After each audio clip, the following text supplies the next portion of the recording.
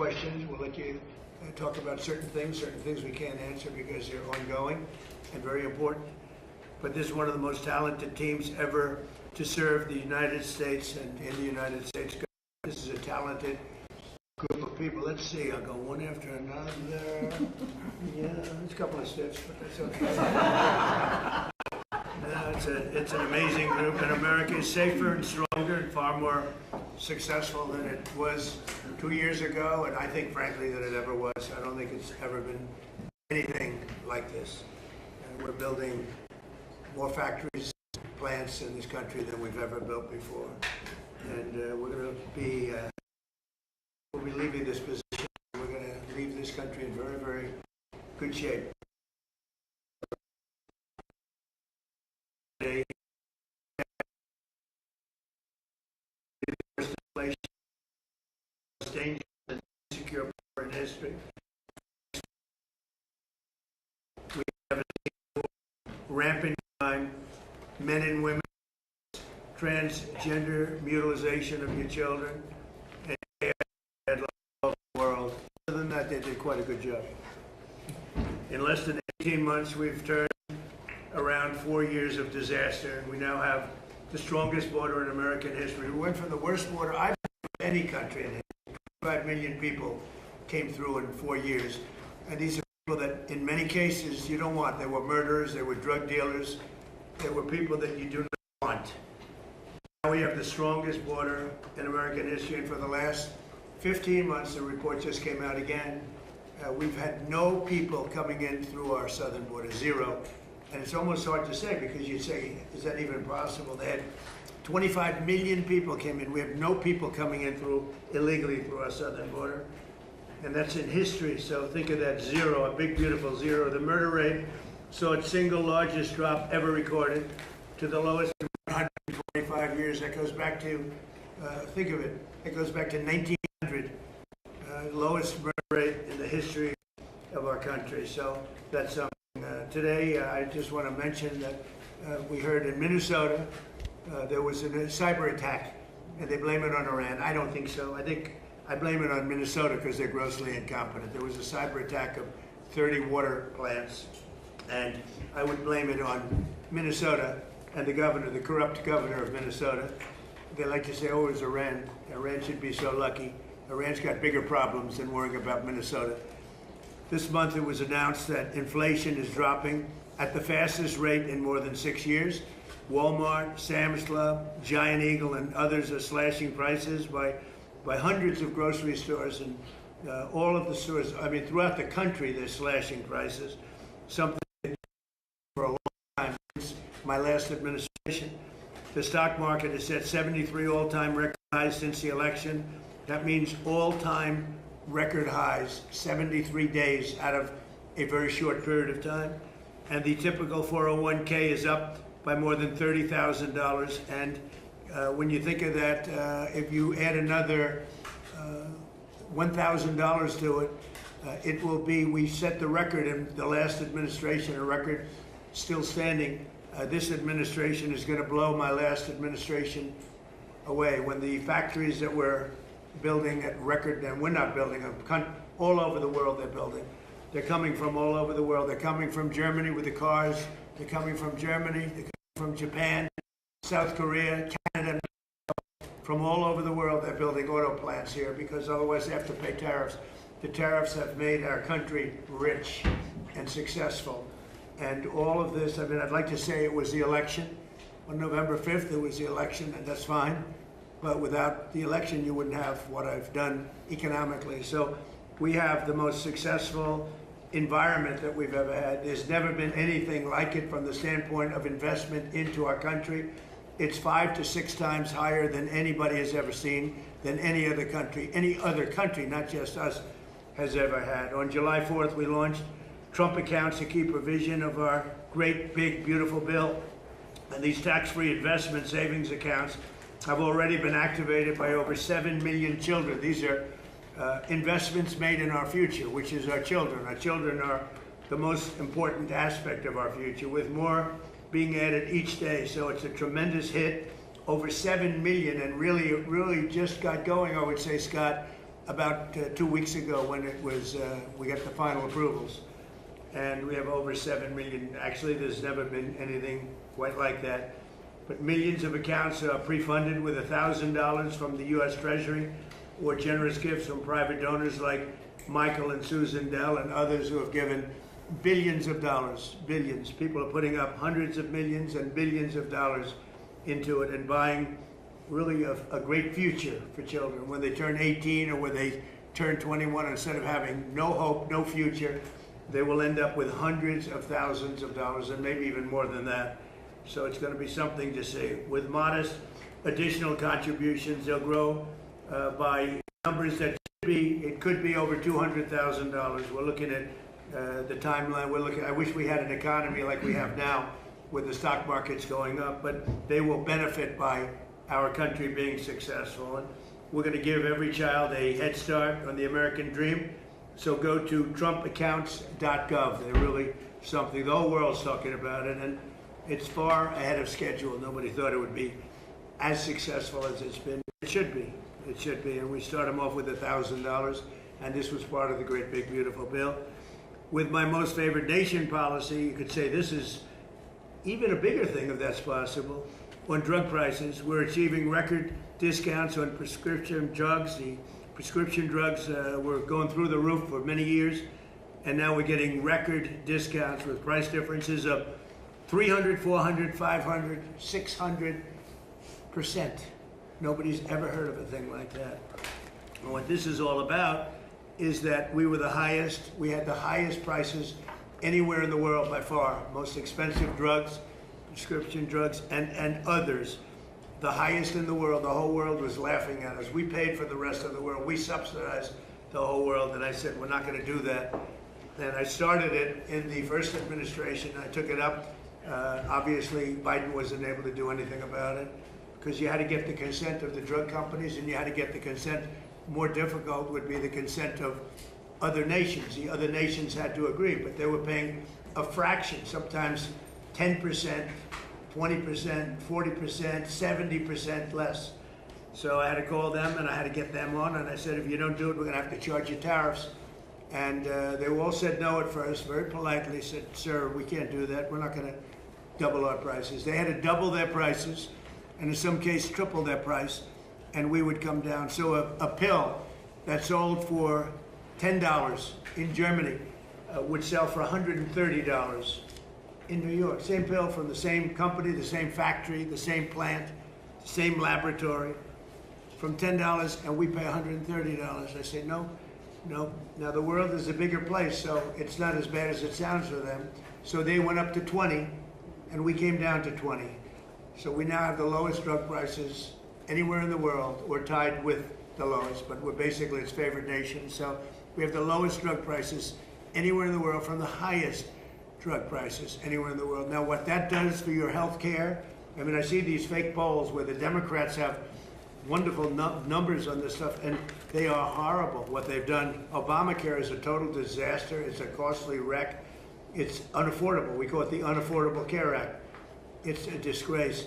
They never even thought of being able to do something like this. They didn't even try. They didn't even try. So I got the drug companies first, and then I got the countries. And the drug companies agreed because they knew the countries wouldn't agree.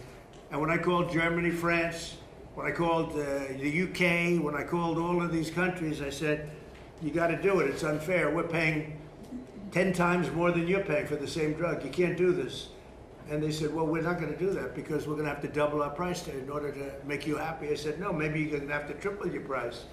They said, well, we can't do it. I said, that's all right. If you can't do it, then I can't do something also. And I'm going to charge you very substantial tariffs, which are far more than we're talking about. And they all said, we'd love to do it.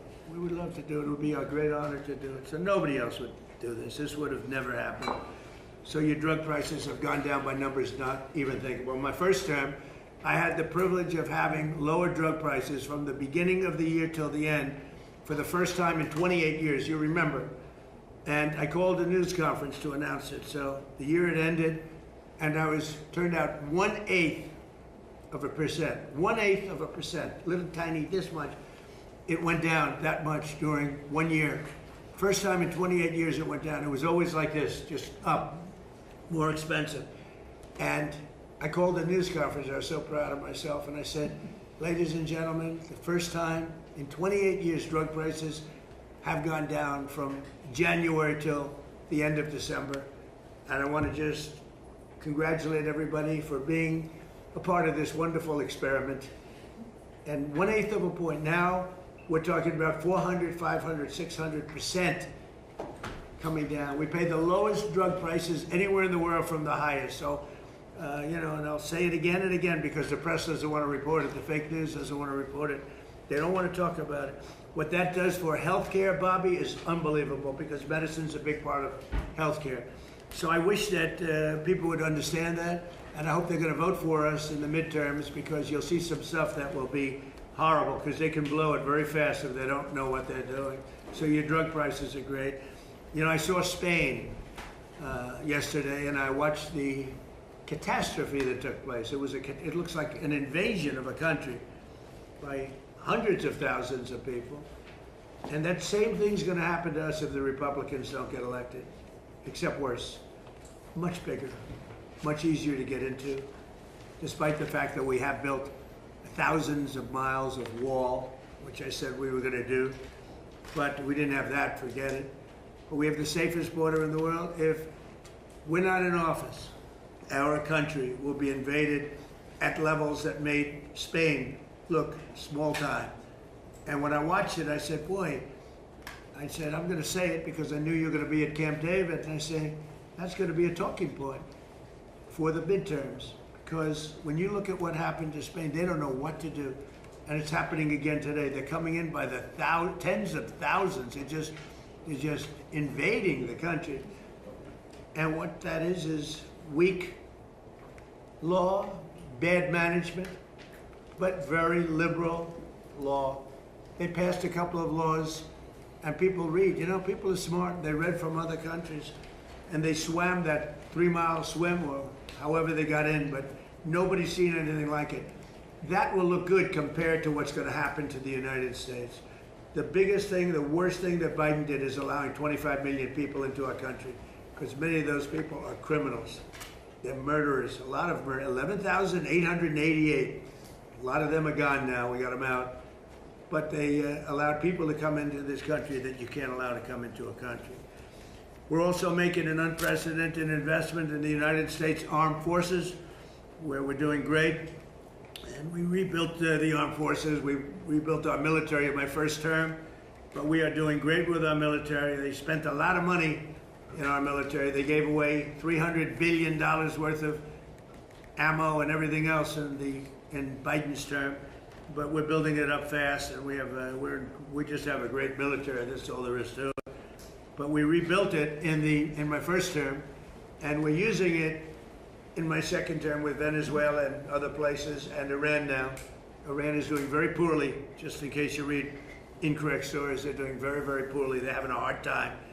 They've been very dishonest. They've been very dishonorable to deal with. But that makes no difference. They're doing very, very poorly. We're also making that investment and looking forward to getting, Pete, $1.5 trillion next year. And people see now how important it is. We want to keep a safe country. We have to keep a safe country. And the good news is all of that equipment is made in the USA. So we're making it here. It's jobs. And each one of our defense groups are building literally at least 4 new massive plants as we speak, because we want them to move faster. We have the best equipment in the world, but we want them to move faster. We don't want to wait a year or a year and a half. We want to wait a week, maybe. So that's happening, and I think the results are very good. They're building at levels that nobody's ever seen before.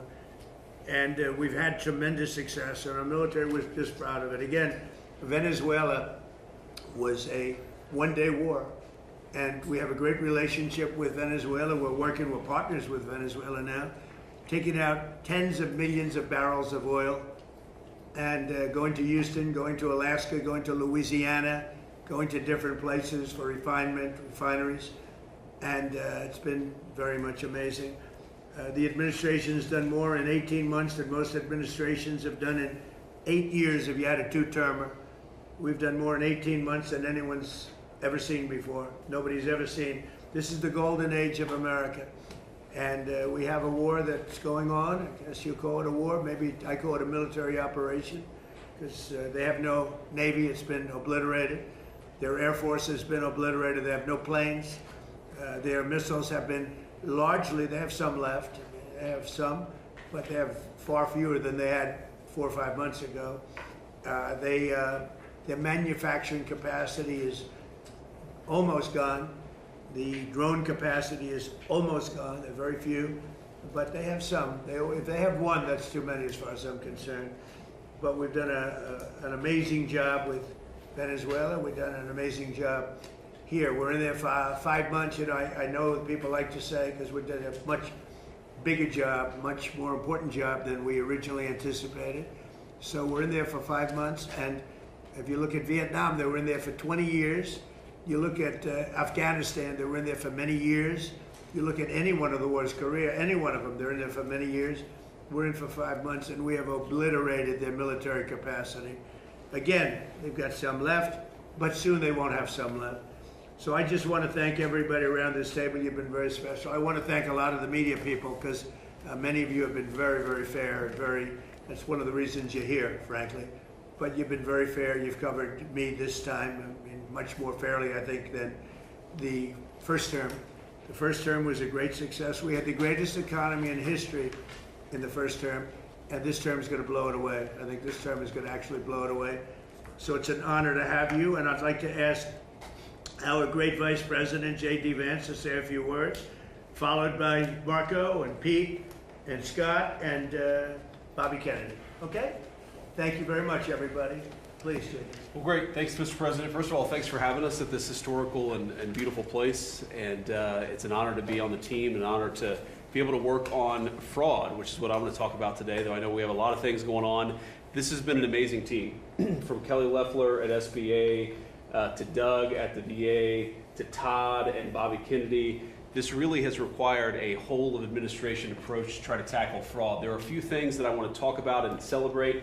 The first is that just since the beginning of the fraud task force that I started under the President's leadership and direction, we have identified $230 billion of fraud that's being perpetrated against the American people, and we have halted already $56 billion of that. It's sometimes hard, once the money has already gone out the door, it's hard to get it back, but stopping it from going out the door is how we save the American people. $56 billion, and of course we're going to keep on working on that. Just today, Mr. President, we will announce 17 new anti-fraud actions that will total about $1/3 billion, and that's added to the $230 billion that we've already uncovered.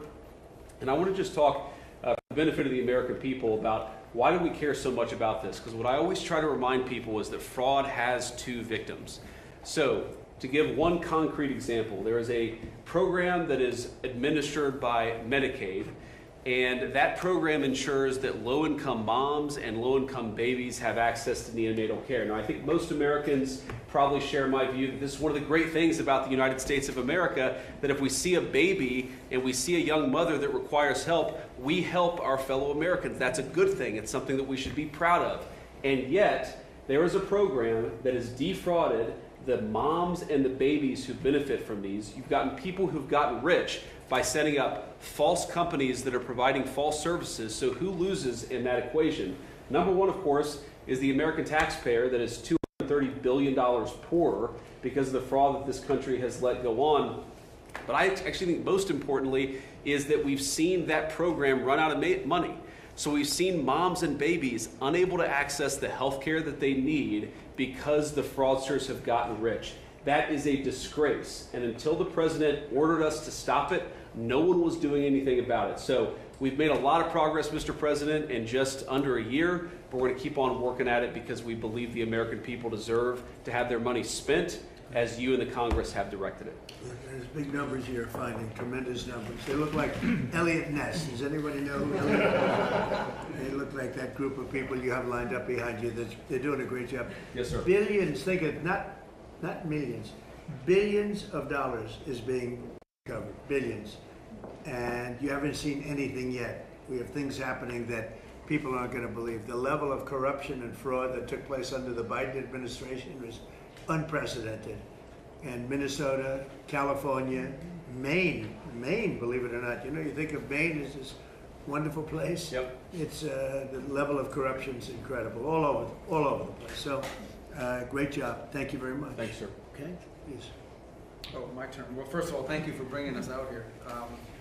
I got the chance to drive for the first time in a year and a half, which is the golf cart, but it was fun. That was great. And so just a couple points that we all know, we followed in the news, obviously, the events in the Middle East, and others here can talk about that. Not that they're not important, but there's some other issues happening around the world, Mr. President, that you've shown great leadership in that have not gotten nearly as much attention. I think they deserve to mention today. The first is the International Criminal Court is an illegitimate international organization that, frankly, illegitimate. They've made themselves illegitimate because they claim that even if you're not a member of that court, they can come after you. What that literally means in the future is that American servicemen, political leaders, and others could find themselves under indictment by this International Criminal Court. If you want to know a little bit about it, Jack Smith used to work there. These are the people that think they can go out and basically indict any world leader and haul them into The Hague. So we tried to get them to reform and listen to us. They wouldn't do it. They're very arrogant. We've now begun an effort to really try to bring that court to heel. By the way, there's no information that they're after me. It could happen. I wouldn't be sure. But just so you know, because she's talking about it, I'm saying that means that maybe he's not trying to defend me. He is trying to defend Bibi and various other people. But there are many people that shouldn't be looked at that way. But there is no indication that I'm one of them at this moment. That's right. Well, and I actually think the people who are in biggest danger in our system are servicemen, people in uniform. That they'll try to go out for the rest of their lives, will not be able to travel anywhere in the world with their families because they can be arrested on one of these acts. Imagine, again, you're a soldier, you fought in a war, and 20 years later they try to come grab you. So this is a big problem. So we've had dozens of countries already join us in this effort. Since we started 2 weeks ago, 5 countries have already quit the ICC and notified them that they're leaving, and we think there'll be more. The second thing is we had an unprecedented ministerial. 60 countries came to Washington and were a part of an effort where we were shedding light on far-left terrorism and violence. You know, if a bomb goes off somewhere and it's tied to some right-wing group or what I don't consider neo-Nazis right-wing, I consider them Nazis, right? But you're going to get a lot of attention on that. But if it's a leftist group, an Antifa group, that gets no coverage, or they ignore the ideological spin and the ideological reason behind it. So we got 60 countries came up here and hopefully creating a strong to go after far-left violent terrorism. And go after it, call it by name, and I think we're building a very strong coalition there. We've had some successes in the Middle East, Mr. President, as you know, in the diplomatic front. The deal with Lebanon and Israel is unprecedented. President Ayoun was here a week ago. I think that was the first visit by a Lebanese president in over 30-some odd years. In fact, this is the first time the Israelis and the Lebanese government have spoken at the official level in close to 30 years. And that was thanks to your leadership. A lot of work to be done to keep that peace and build on. But it's a real achievable. And of course, as you announced last night, Mr. President, this disarmament deal that you brought about with Steve and Jared's work on Hamas is another big step as well. It's something a lot of people thought would never happen. It needs to happen, but the fact they've even agreed to it is a real achievable. Last point is on the Western Hemisphere. For the first time in 15, 20 years, the overwhelming majority of the countries in the Western Hemisphere are now led by pro-American leaders and pro-American governments. It's an extraordinary achievement. All of it happening through virtually every election that's happened in the Western Hemisphere, you were elected president, has elected someone who is American. And I think this is an incredible situation. And last but not least, and I have to thank a number of agencies here, particularly the Department of War, after that terrible earthquake in Venezuela, within 36 hours, the full force of the American government was on the ground providing humanitarian assistance. It was a sight to behold. The USS Ford, I think, was in their port. Our Marines and armed service personnel were helping run their airport and their tower. It is one of the fastest, most dramatic, and most effective humanitarian responses, certainly in recent history, if not ever. And they came at the direction of the president. In fact, within an hour of that earthquake hitting, I remember because I was overseas, the president called and said, make sure we go in there and help these people recover from this. And we did. And thanks to your leadership, Mr. President. It's a great story. Enough needs to be told about it because the credit goes to so many agencies represented here today, but really the Department of War's effort was phenomenal. So thank you. Yes, sir. Thank you very much, Marco. And just before we continue, I want to just congratulate Jay Clayton. He's with us today, as you know. He just had a big victory. He's going to do a fantastic job he's only done, his whole life has been about doing a fantastic job. Congratulations.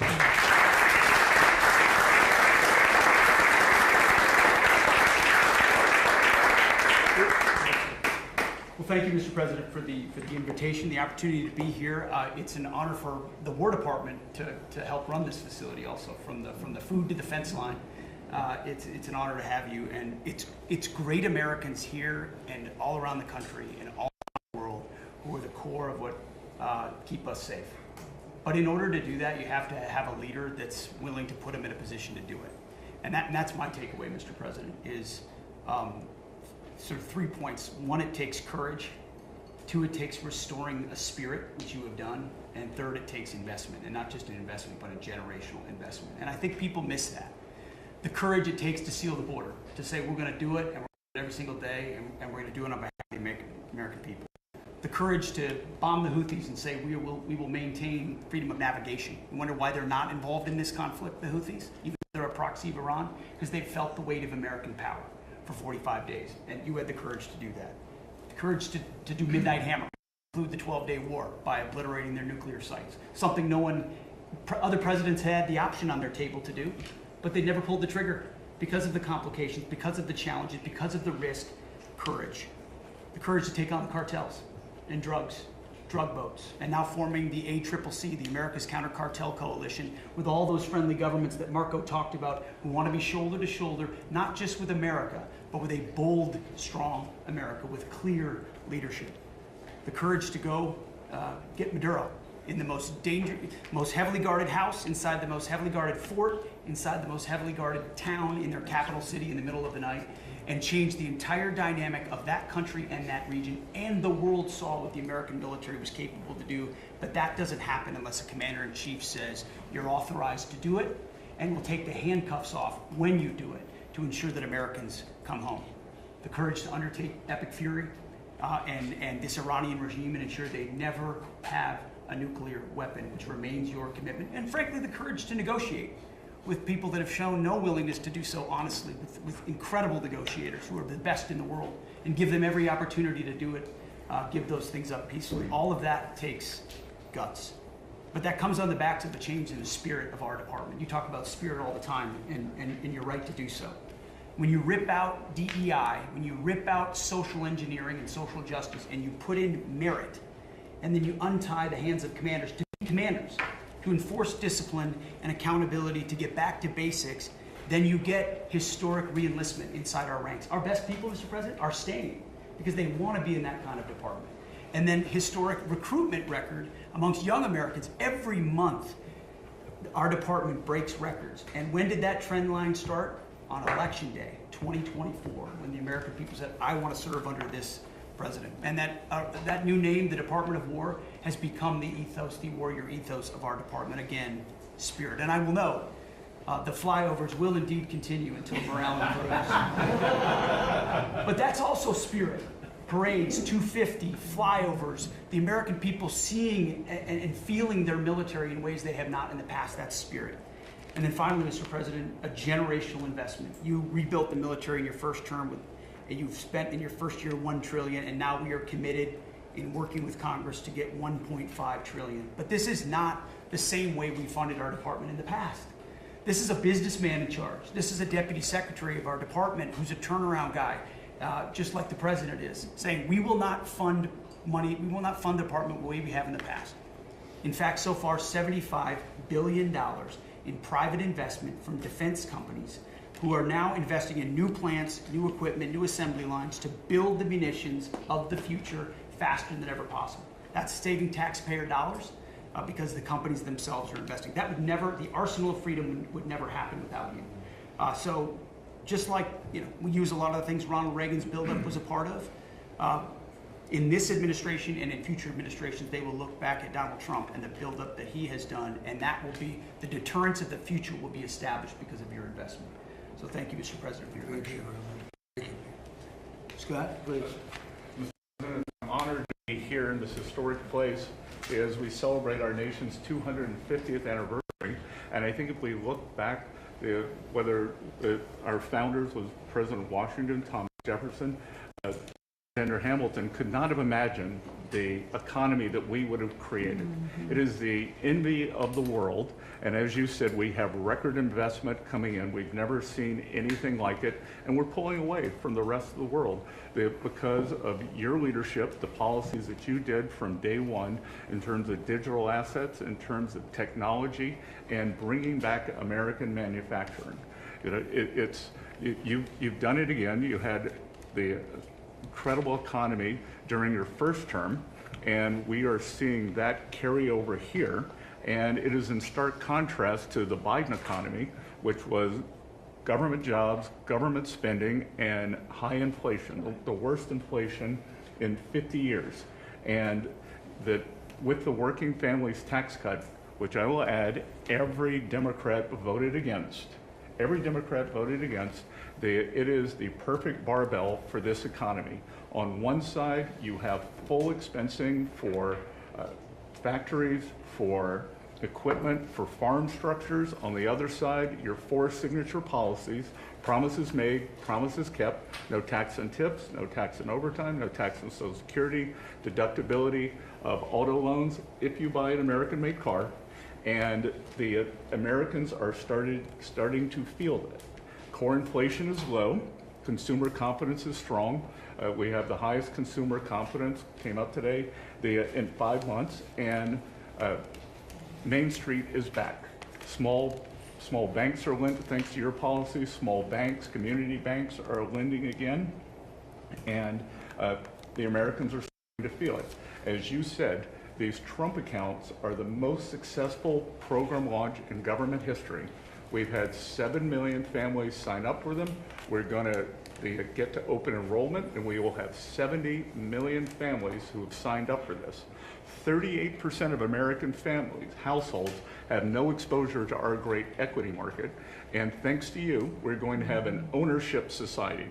An ownership society. You were one of the first presidents to create assets for the American people, not more debt. We had the biggest tax refund season ever. Trade deals, tax cuts, energy dominance, and the regulatory efforts. America is ushering in the greatest reshoring wave in our history. In June, our manufacturing sector expanded for the 6th straight month. We've got construction jobs, and those are going to lead into manufacturing jobs. We've got Main Street prosperity. Real wages are up $1,000. And sir, what you've done again too is the bottom 25% of wage earners, just like in your first term, are outperforming the top 25%. This is a working families administration that in the past year, that group had wage increases of 5.5%. They have 3 times what the top end has done. So you've done it again.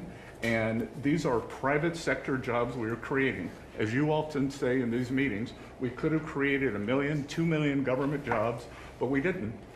The private sector is creating. We've got incentives, we've got money coming in, and we are rebuilding. So, and then our energy dominance, thanks to you and these policies, you can come to the US, you can have regulatory certainty, tax certainty, and energy certainty. So it is the best place in the world to build your factory.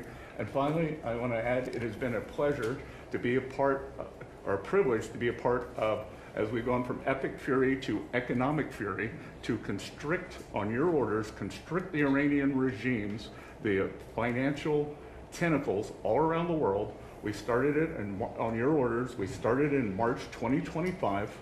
In December of 2025, the largest bank in Iran collapsed. The central bank had to print money. Caused inflation. Now they got 180% inflation. They aren't able to pay their troops.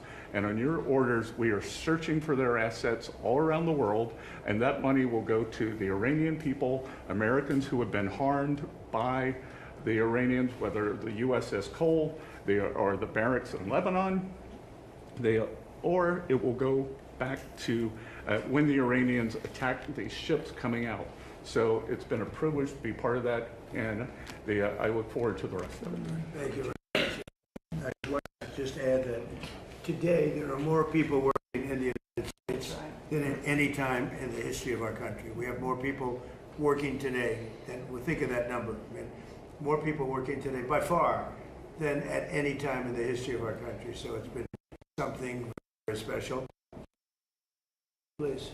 Thank you, Mr. President. Let me just take a moment to take note of the historical significance of this occasion. Before the press came in, you asked all the cabinet members who had been to Camp David before, and I think about 3/4 of them had. I raised my hand, but I haven't been here for 62 years. I came here on weekends, as many weekends as we could between 1961 and 1963. My father loved this place. My uncle loved this place. He was, nobody knows about this because it's not in the history books, but he was resentful at Dwight Eisenhower for renaming it Camp David. And he intended, if he had made it to his second term, he was going to rename it Shangri-La, which was the original name that Roosevelt had named it. But my uncle prided himself on being the most open, transparent administration in history. He was the first president to have press conferences. During his 1,000 days in office, he had about 30 press conferences. You, Mr. President, have press conferences every day. Nobody's done anything like that. And here you've opened the inner sanctum of the presidency for the first time in history, and I think that's a beautiful thing.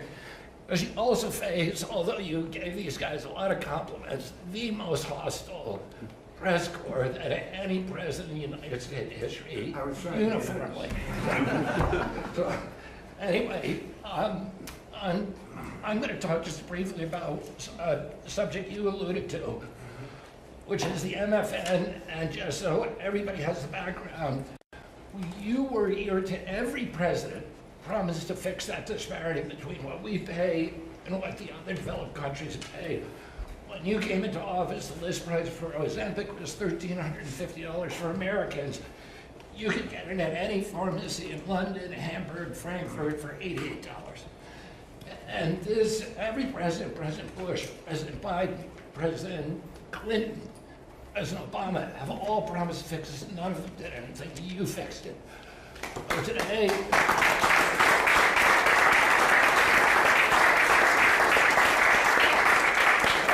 you leave office, assuming that's in 2028, 95% of the drugs that are available to Americans, they will be paying the lowest prices in the world. Trump RX, just in the short time since we put it up, has saved Americans $700 million. We now have 800 drugs on there. We have deals with Amazon, with GoodRx. We're adding more and more drugs every day, and I'll just give you one example. Praluent is a very popular cholesterol drug. Its list price is $522. That's what everybody is paying. We now have it on Trump RX for $237. That means that the 300,000 Americans who take that drug will be saving $3,700 a year on pharmaceuticals every year. And you can apply that across the board. This is going to change. It's making pharmaceuticals affordable, the most affordable in this country of any country in the world. Well, thank you, Mr. President. How are you doing on the autism research? We will have an answer for you. We just got it. It's so important. Okay, we'll be talking about that. We'll be having something of interest. Such an important thing. There's a picture of your uncle right there on the wall. I know he's looking a handsome guy. And that's quite a picture. Did you see it? It's Yeah. out there. So maybe that gave you the idea to start out that way, but it's quite a picture. Any questions? Mr. President, Mr. President. Go ahead.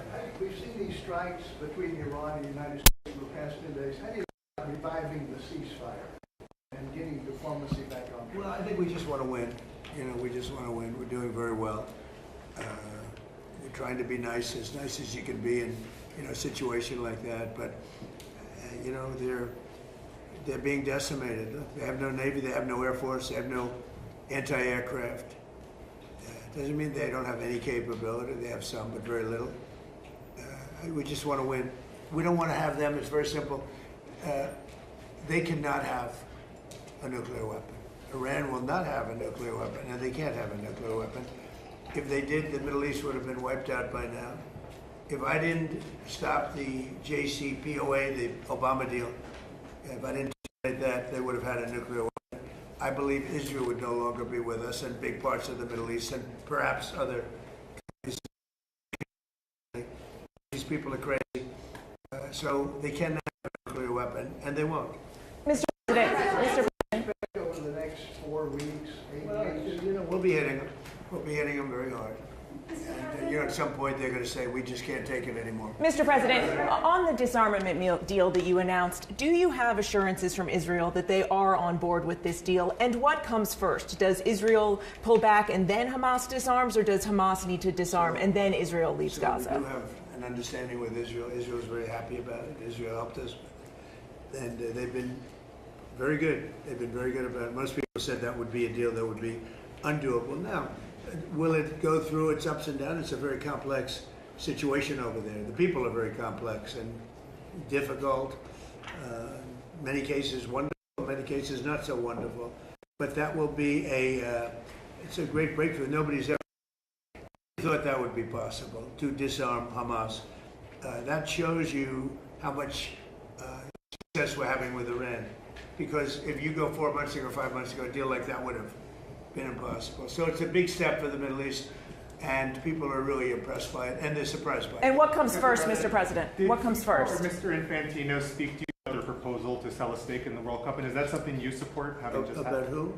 Did FIFA or Mr. Infantino speak to you about their proposal to sell a stake in the No, I World never Cup? spoke to him. Mr. President, you said this morning on Truth Social that victims of government abuse should be paid back. Yeah. Even if it's not the anti-weaponization fund, would you still want the acting attorney general Well, to I'm find a talking new way about to do the that? Weaponization against large numbers of people in our country by the Biden administration and by Obama, but by the Biden administration in particular in this case. But large numbers of people, their lives have been ruined, they've been destroyed, families have been, decimated, they've gone to prison for no reason whatsoever.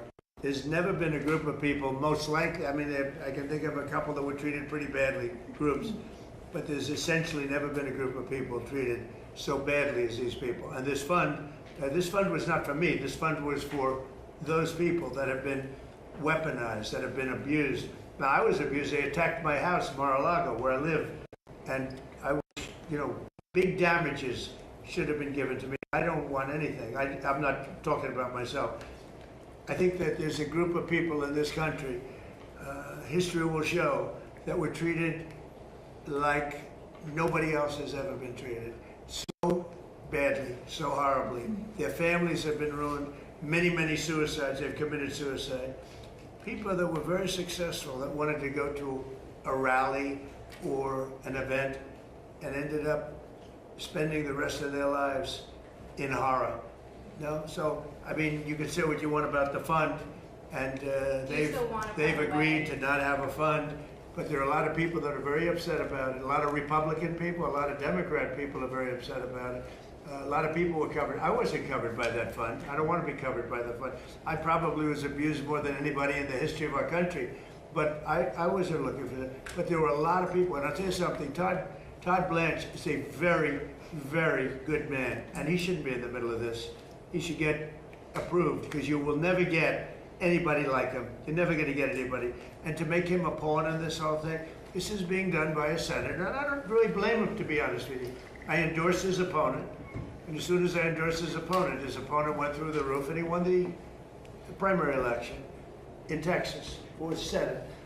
And the man that lost, the man that I didn't endorse, has become very angry, and that's okay. I understand that. I probably would do the same thing. You want to know the truth? I think I do the same thing. Mr. President, on that though, do you agree, just to be clear, do you agree with the acting attorney general that the anti-weaponization fund is dead? And why not just put that in writing? It is dead, but I wish it weren't, to be honest with you. I think people were horribly treated, horribly abused. This has nothing to do with Todd. This was me. Horribly abused, and I'd like to see them compensated for the pain. They lost their families. They committed suicide. Many people committed suicide. They went down for an innocent journey. And I'm not only talking there, I'm talking about not even having to do with that. The way they were treated. The Biden administration and the Obama administration weaponized government and destroyed lives. But should they put it in writing? Willing to accept limits on the scope of the audit immunity deal in order to get Attorney General Blanche confirmed? Well, no, he should be approved forthwith. I mean, you're never going to get a person like that. Everybody agrees to it. Don't forget, Senator Cornyn thought he was phenomenal until he lost.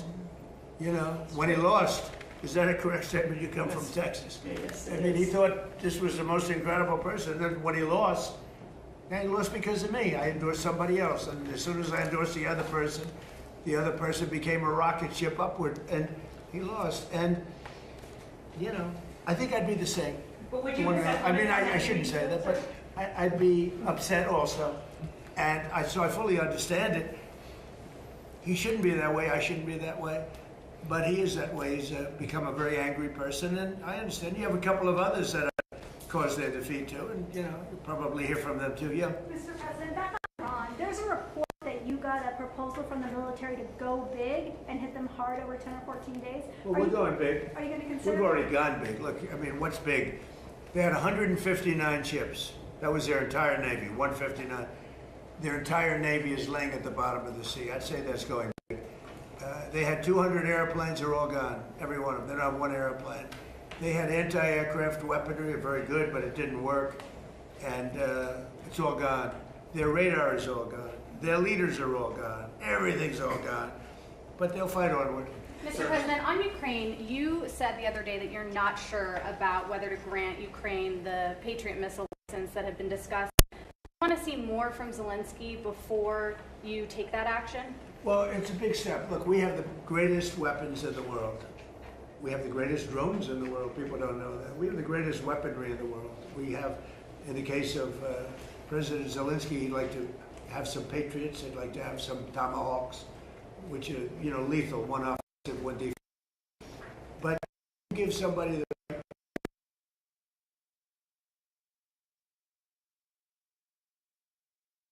missiles were shot.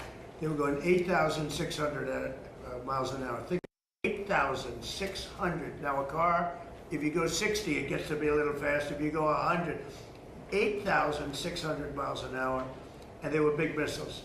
And they were shot at Jordan, and our guys were there. Bing, bing, bing, bing, bing. 5. Bing, bing, bing, bing, bing. Right? I don't want to be biting. I had to be very careful. That would have been a great sound bite. There were 5 missiles, and we shot all 5 down before they got close. Nobody else has that capacity. These weapons are incredible. And we have to be very careful about letting somebody build them. You know, it's very important now. We are building many plants now to make those, and the Tomahawk missile is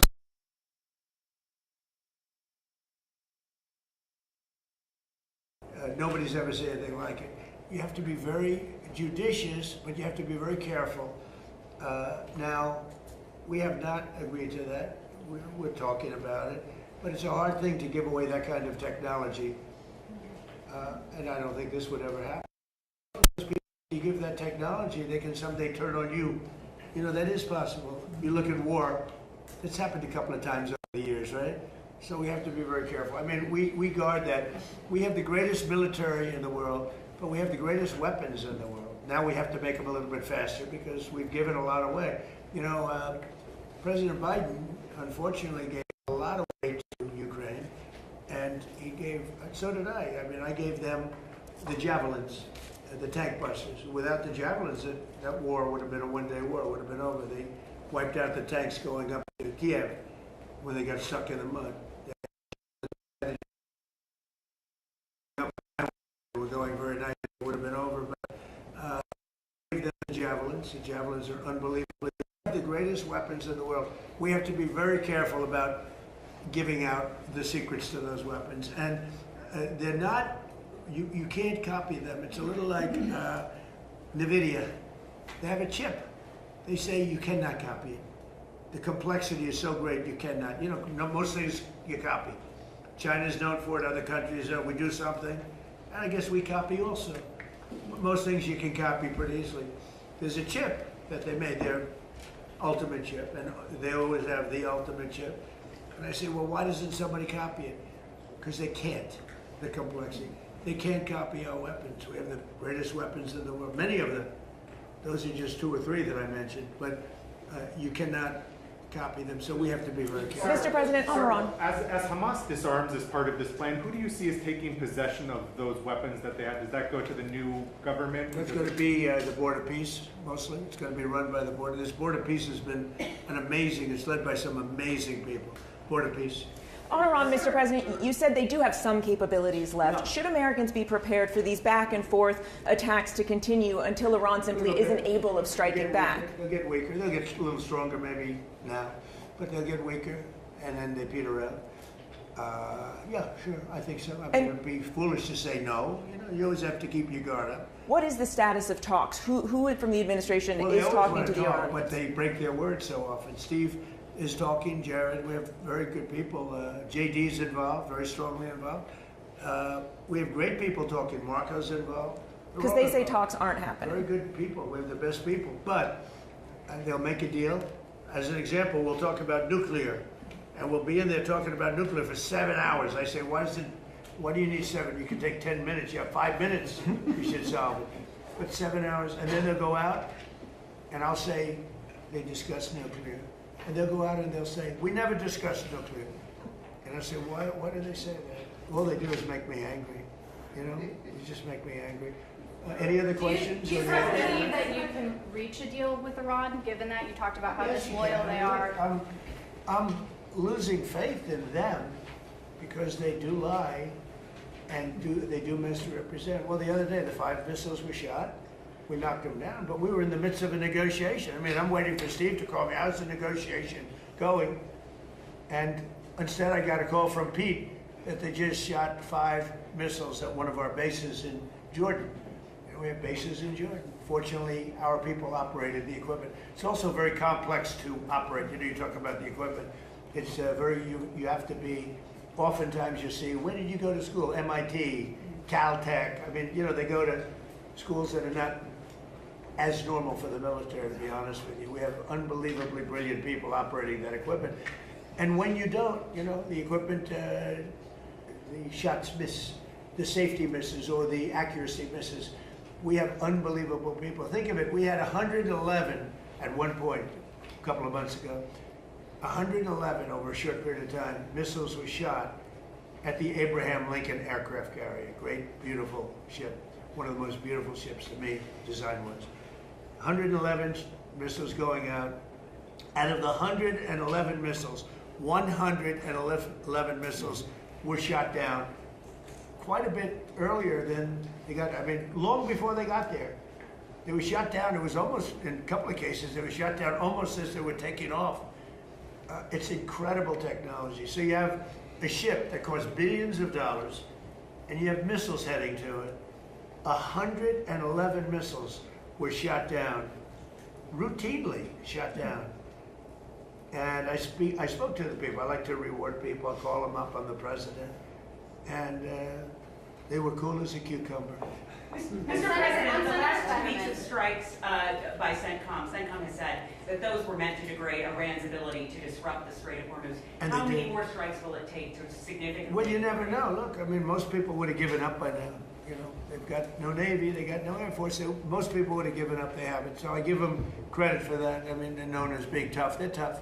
Back on Ukraine, what did you tell President Zelensky about the Patriots? Did you explain all that to him? I did. I spoke about Patriots. I spoke to him about Tomahawks. I spoke to him about everything. I also spoke to him about, let's get this war over with. So last month they had 25,000 people. It's averaging about 25,000 people a month die. Mostly soldiers. Almost entirely, but you know, missiles are hitting areas also, but mostly soldiers. They had 25,000 soldiers. The month before that it was 32,000 soldiers. I said, you got to get this war over with. I think he wants to make a deal, and I think Putin wants to make a deal.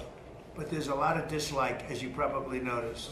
He seems very reluctant to make concessions, President Putin. Well, nobody wants to make concessions, but they're both going to have to make some concessions. I mean, they got to make a deal. 25,000 young, beautiful people, soldiers, mostly soldiers, are dying a month. It's, I ended 8 wars. That was the war I thought would maybe go first. And it really hasn't. It's gone less. I mean, I ended wars that were in theory, much more difficult to end. We had a couple that were into the 30-year category. Well, the Congo, look at the Congo and Rwanda. That was our nasty war. And peace, I don't know how long that one's going to stay, but we ended India, Pakistan. 11 planes were shot down. That was raging. That was good. I used tariffs. I said, if you're going to go to war, 250% tariff to each of them. And they screamed and yelled and were very angry. They were both angry about it. And a day later they called and they said, we will not go to war. I mean, I ended up, and the Prime Minister of Pakistan said I saved 50 million lives. Because that's 2 nuclear powers, serious nuclear powers. Thank you very much, everybody. Thank you. Can you rule out that Iran is behind the water attacks? Can you rule out that Iran is behind that cyber attack? I don't. No, I think that Minnesota is behind it. You know who's behind it? Minnesota, because they're grossly incompetent. I think the governor is behind it. I don't think there was an Iranian cyber attack. I think that Minnesota ought to get its act together. It's one of the worst run states. JD will tell you. He found tremendous corruption in Minnesota. Yes, sir. And by the way, just gave me a report. Massive future things having to do with corruption in Minnesota are happening right now. Thank you very Have you much. talked to Senator Fetterman about leaving the Thank you, guys. Thank you. Thank you.